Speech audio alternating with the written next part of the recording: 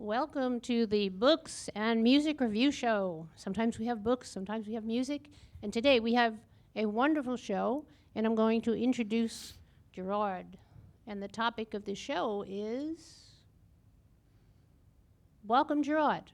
Hi, thank you for that warm introduction. Today we'll be talking about the upcoming election. Even though, uh, as we s- as we speak, this is the day before the congressional and statewide elections. So by the time you see this, uh, regardless of when it airs, the elections will already have occurred. So I'll be speaking in the past tense when referring to this specific election because it's already happened, and you'll already know who controls Congress, who controls the Senate and the House, and who won the race for governor, attorney general, comptroller, all of the other state senate and assembly races. But I was just uh, I thought we'd look at some of the interesting facets of this specific election because it's been one of the most wild and kind of interesting off year elections. Usually, races for Congress and even local races are not that intriguing. There's very low voter turnout in most cases in most states, and there's not that much to talk about. But because this this election is focused around President Trump, and the feelings, negative or positive, around President Trump, and he's someone this kind of iconic galvanic force where everyone, regardless of how they feel about him, they have some strong strong feelings, either negative or positive. So you have that dynamic, that really interesting dynamic going into this race, and each race is either people trying to distance themselves from Trump or to attack Trump, or conversely, like in most of the Senate races, which are in red states, trying to attach themselves to Trump. Even some Democrats who voted against most of his initiatives are trying to associate themselves in some way with Donald Trump. For example, the senator in Arizona, Kirsten Sinema, who's a very liberal, progressive, even radical political figure in the past, attacking Arizonans for strict immigration enforcement. For example, bills like SB 1070, which targeted illegal aliens. Now she's touting the fact that she voted with Trump, with Trump initiatives in Congress more than any other elected Democrat. So you have a really interesting political dynamic where you have Democrats who ostensibly are part of the party of Schumer and Pelosi, and all of their presidential contenders are vehemently anti-Trump. They were arguing to impeach the new Supreme Court Justice Brett Kavanaugh, and some of them even proposing to impeach President Trump. These are people who will be in power, like Maxine Waters and some of the more radical members of Congress. They'll be in power of powerful committees if the Democrats win control, or if the Democrats uh, if they did win control. And you have, in order to get these people into power, the Democrats have to win races where the dynamics of the race, they cut against this sort of radical DSA anti-Trump sentiment. And one of the really interesting factors in this race is the role of investigative journalism, because you have a very rigidly anti-Trump drumbeat going at mainstream media organs, things like CNN and MSNBC and the New York Times. They repeatedly attack Trump and have attacked him ever since before he was inaugurated. And you don't have much real hard investigative journalism, but you have conservative activists like James O'Keefe and Project Veritas, who've kind of infiltrated particularly Democratic Senate campaigns and campaigns for governor, like Andrew Gillum in Florida, and Claire McCaskill, the senator from Missouri. They've inserted members of Project Veritas into the campaigns and have got them to speak openly about the Democratic campaign strategies in these states. And it's really interesting. There's nothing, there's no real blockbuster news. A lot of these things are things that you could have inferred just if you were familiar with the way politics works usually. For example, Claire McCaskill, they got her and her staffers to admit that she is more liberal on a lot of these issues like the Second Amendment and gun control than the way she portrays herself in big mainstream media interviews and through her commercials, where she tries to depict herself as a moderate kind of counterweight to the more radical, she called them, in one of her commercials, she had actors who called them crazy, quote unquote, crazy Democrats. So she's tried to present a portrait of a very moderate, not necessarily hardcore anti-Trump liberal Democrat.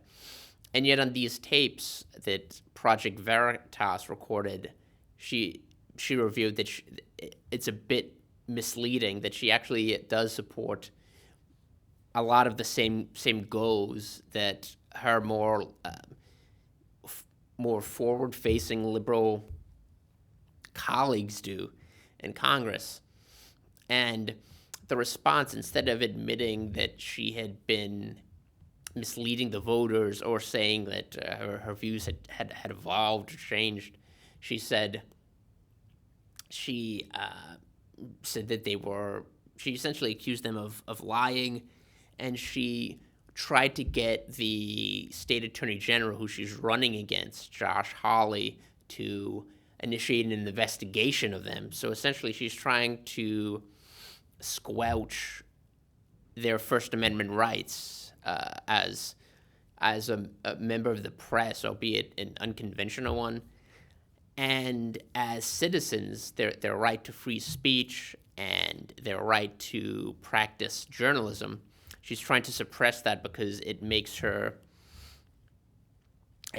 campaign look bad, and it makes her look unfavorable as a politician during a very closely contested election campaign.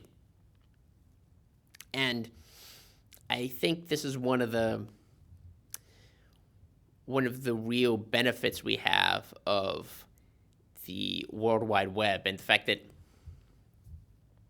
this is a balance, a counterweight to the institutional media, the fact that these cable news giants like CNN and MSNBC and even Fox News, just that they're alternative voices, people who have a very small budget, but are able to marshal resources to put to investigate these stories, which are which just involve publicly accessible information, just talking, getting these people to talk in public, even though they think it's in private, getting them to talk about what the goals and motivations of their bosses are. And I think that's one of the main things in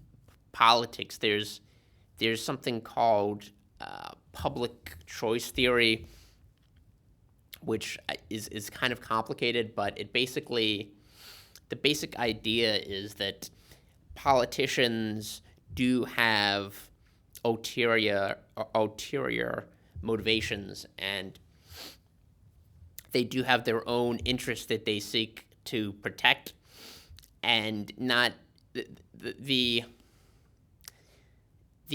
existing model before that presumed that people in the government were looking out for the quote unquote public good, whatever that implied. The idea that they were going to look after the interests of voters and their constituents. And I think that's a very shaky view of the role of politicians and elected officials. And one of the great things about Project Veritas is that it exposes the the hidden motivations, a lot of which we already had a general intuition about. We had an idea of what they were, what their true goals were, but I think having it out there on video, having them say it word for word what the goals of what their goals are. That's a really wonderful thing about the time in which we live.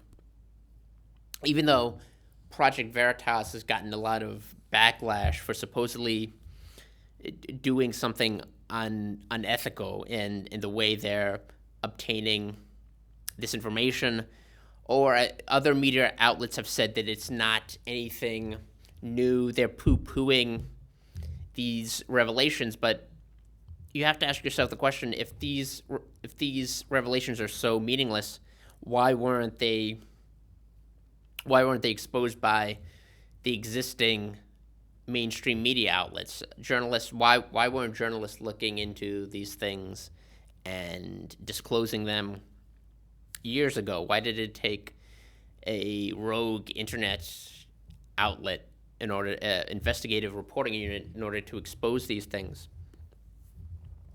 And I think that's one of the things that Trump gets at when he talks about the media not being completely honest. And one of the reasons you have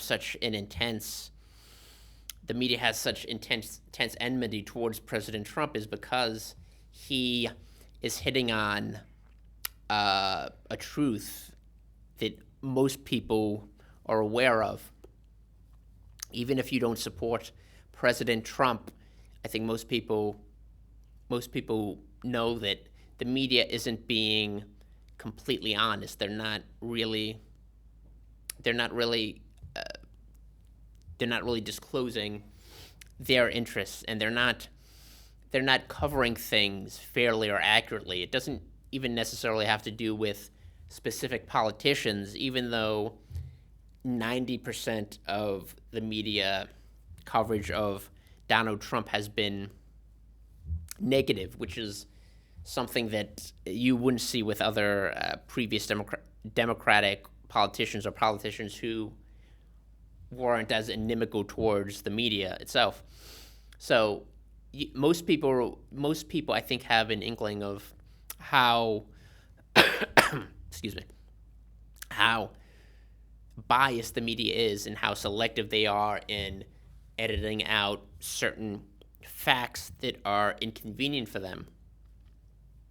And you saw this like I said, it's not just with specific politicians. It also has to do with what they choose to cover.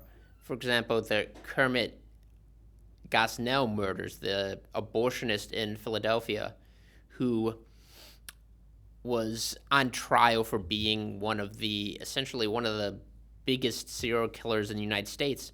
And aside from local Philadelphia and Pennsylvania media, he received virtually no coverage from national media until it was exposed by conservative and pro-life bloggers.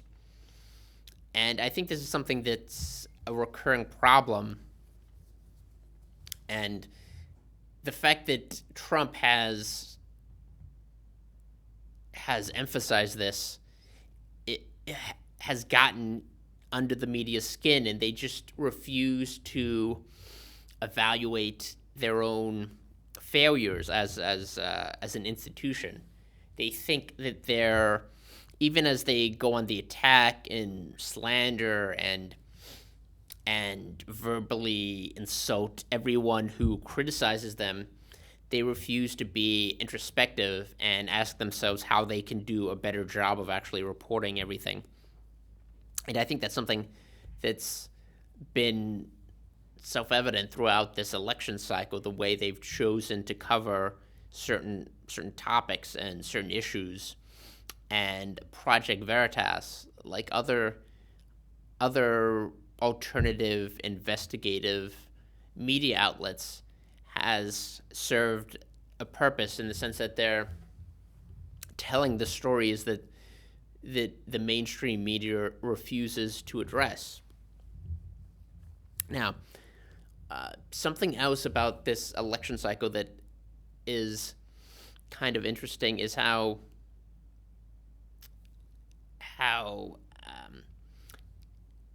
very tenaciously people have held to certain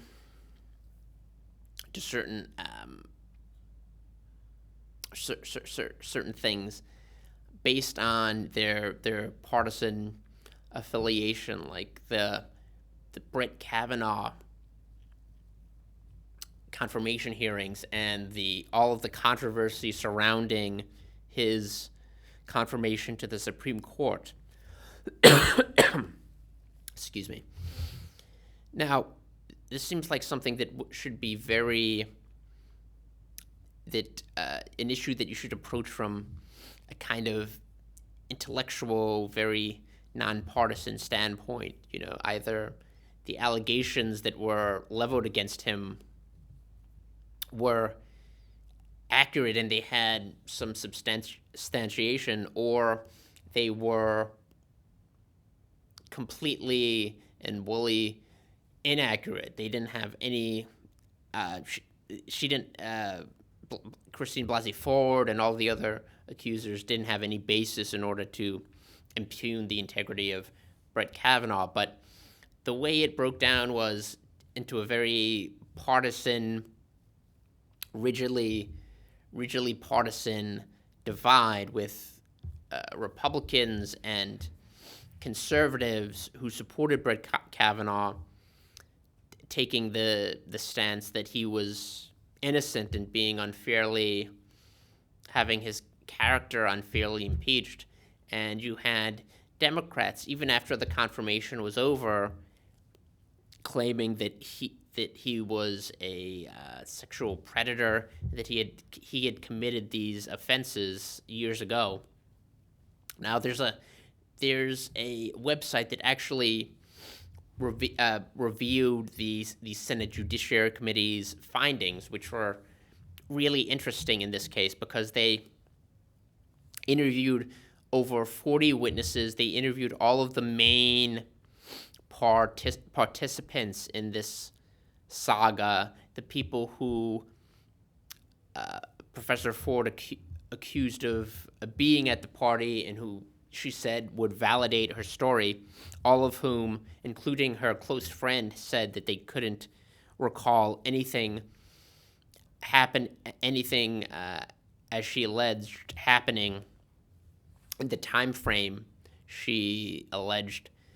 And they interviewed all of these people, all 40 witnesses. They even took affidavits that were later, that the people submitting later recanted, and filed, asked the Justice Department to follow up and investigate these people who had filed, who under oath had essentially either perjured themselves or who had misled the investigators. And after all of these findings, they disclosed everything that the Judiciary Committee had investigated, and they essentially came to the conclusion that there was no evidence to support the accusations against Brett Kavanaugh. But I don't think anyone who was opposed, or very few people who were opposed to Judge Kavanaugh and his confirmation, and who supported the allegations, will reassess or reevaluate their opinion, because they're so committed to their, essentially they're boxed in by their partisan affiliation. And I think the converse is true. I don't think many Brett Kavanaugh supporters would have reevaluated their stance if there had been more credible accusations that were lodged, or there had been any substantiation, even though there turned out to not be. I think a lot of people are just very committed to their tribal partisan affiliations. And I think that's what the election, which, as I said, has already been held. By the time this airs, you already know the outcome. But I don't think the results will have been influenced by much, other than just a commitment to whatever party or political philosophy you had before the vote. I think there have been some major news events that might influence the outcome. I think particularly the migrant caravan that's coming up through Central America, excuse me, and is coming up from Honduras. And I think now, it was originally 7,000 or over 7,000 people involved in this caravan, and it's dwindled to a few thousand now that the people realize that they thought they were going to be able to be bused to Mexico City from Veracruz, but now they're kind of at a crossroads. There's a lot of internal dissension, and a lot of people are dissatisfied in the caravan that the people who were bankrolling them and funding their trip through Mexico they've either opted out, or the money that they were supplying has run out, because they're looking for a way to get to the United States border. And I think this will be a major issue for the people that have voted. When you look at the exit polls, I think this will be a major issue, particularly for Republican voters and maybe moderate voters who are wavering, because you have a Democratic Party that's completely unwilling to take a stand against people who are essentially disregarding your laws and want to be able to demand residency in the United States with no real basis. I mean, you will undoubtedly have some that pretend to be political refugees, but even during the interviews they're giving to reporters, they're admitting that they're not coming to the U.S.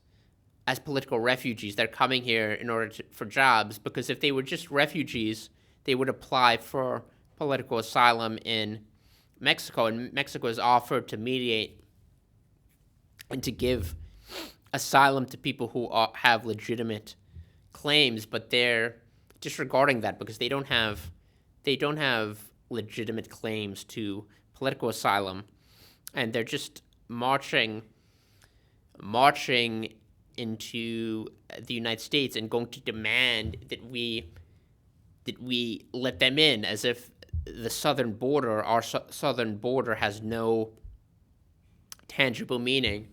And I think this is one of the stark dividing lines. You have some Democrats like Ben Cardin from, I believe it's Maryland, who have admitted that, yes, they don't have a right to come into the United States, but at the same time, they're diminishing that by, in the same breath, saying that we should give amnesty to millions of illegal aliens.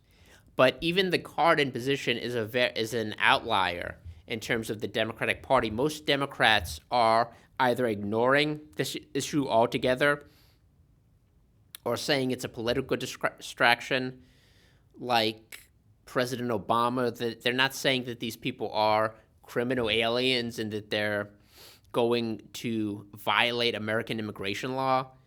And at the far end, you have people like Beto O'Rourke.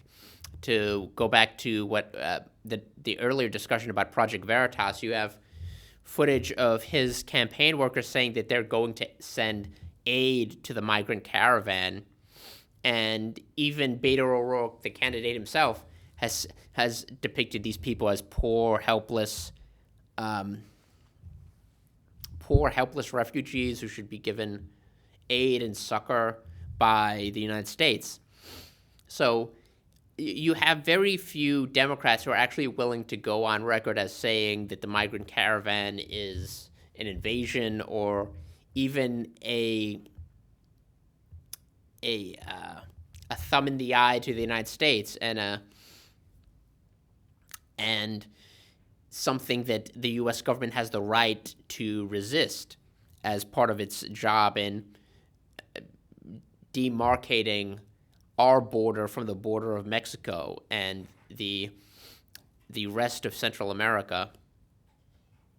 So I think in the short term, I think this might have a substantial impact, especially in Senate races in red states where there's very little support for a caravan of migrants just entering the United States. I think it'll backfire heavily on some people like Beto O'Rourke, who refuse to stand up for the principle of American sovereignty. Excuse me. And I think it'll also kind of against the Democrats who are trying to run an anti-Trump message, because on this particular issue, regardless of how you view Trump, the Trump presidency, you would have to agree that he's on the side of the vast majority of the American people that don't want to allow thousands and thousands of Central Americans, some of whom are admitted criminals and who are exploiting their children for political expediency, that he's on the right side on this. You don't want these people to come into the United States, and they have they don't have a legitimate claim to American welfare, and I think that might be one of the issues to look back on. As I said, this is airing after the vote, so you already know what happens, and we can look back.